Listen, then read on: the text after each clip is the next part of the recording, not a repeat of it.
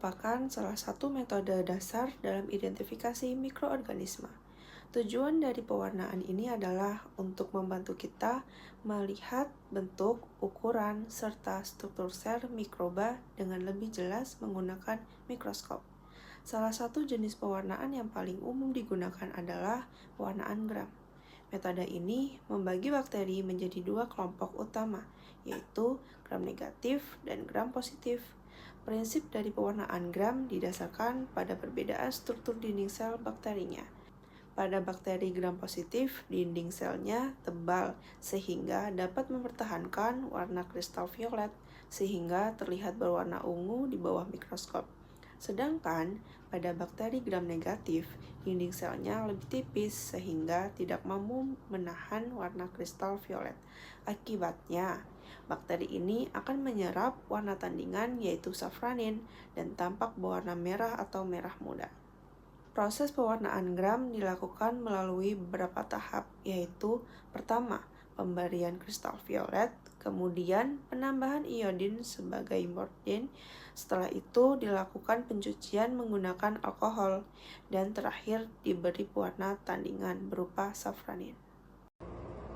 Saya Aprilianita, di sini saya akan menjelaskan terkait fungsi, kelebihan, kekurangan, dan kesimpulan dari metode pewarnaan. Fungsi dari metode pewarnaan, metode ini digunakan sebagai langkah awal untuk mengenali jenis bakteri. Misalnya, apakah bakteri tersebut termasuk gram positif ataukah gram negatif. Dari hasil ini, tenaga medis bisa mendapat gambaran awal untuk menentukan antibiotik yang sesuai. Kelebihan dari metode ini adalah prosesnya cepat, sederhana, dan tidak membutuhkan biaya yang besar. Namun, metode ini juga memiliki kekurangan, yaitu tidak mengidentifikasi bakteri sampai ke tingkat spesies secara pasti.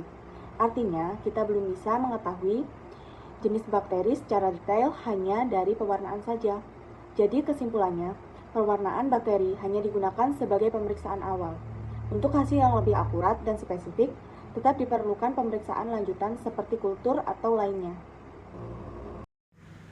Saya Niputu Cahya Tirtakinanti, NPM 2522050004. Di sini saya akan menjelaskan tentang uji biokimia.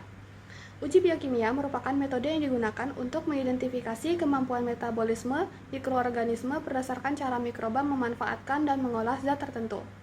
Prinsip dari uji biokimia adalah setiap mikroorganisme memiliki enzim yang berbeda, sehingga menghasilkan reaksi kimia yang berbeda.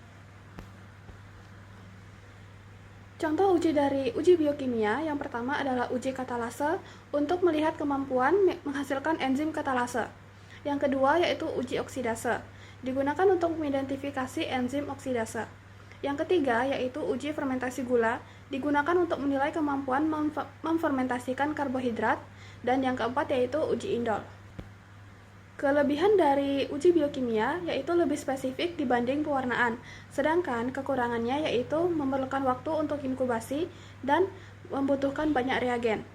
Fungsi dari uji biokimia adalah mengidentifikasi bakteri hingga tingkat spesies dan digunakan di laboratorium klinis. Kesimpulan dari uji biokimia yaitu memberikan identifikasi lebih detail berdasarkan aktivitas enzim dan metabolisme mikroba. Selanjutnya, saya juga akan menjelaskan terkait fungsi, kelebihan, kekurangan, juga kesimpulan dari uji biokimia.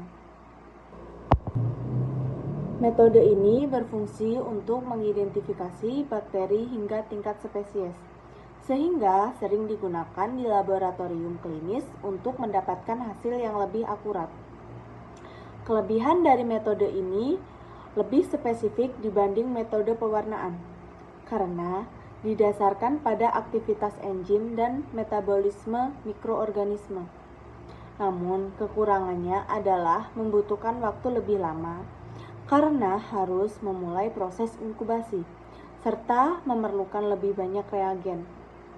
Jadi, kesimpulannya, uji biokimia mampu memberikan identifikasi yang lebih detail dan mendalam dibandingkan dengan metode pewarnaan. Baik, di sini saya akan menjelaskan metode modern atau molekuler.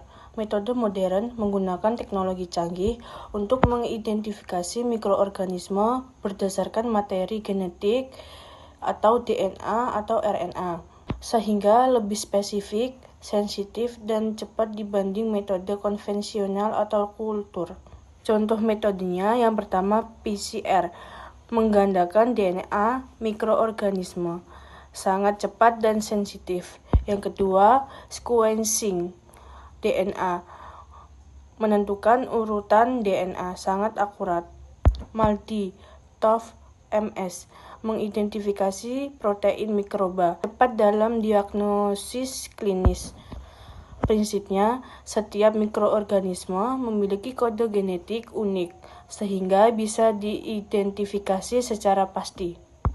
Baik, di sini saya akan menjelaskan kelebihan dari metode modern. Metode modern memiliki beberapa kelebihan. Yang pertama, sangat akurat dan spesifik dalam mengidentifikasi mikroorganisme. Nah, yang kedua, metode ini juga cepat terutama pada teknik PCR. Namun, metode modern juga memiliki kekurangan, diantaranya adalah biaya mahal serta membutuhkan alat yang canggih dan tenaga ahli untuk mengoperasikannya. Kesimpulannya, metode modern merupakan standar terbaik dalam identifikasi mikroorganisme saat ini karena memiliki tingkat akurasi dan kecepatan yang tinggi meskipun masih memiliki keterbatasan pada biaya dan peralatan. Terima kasih.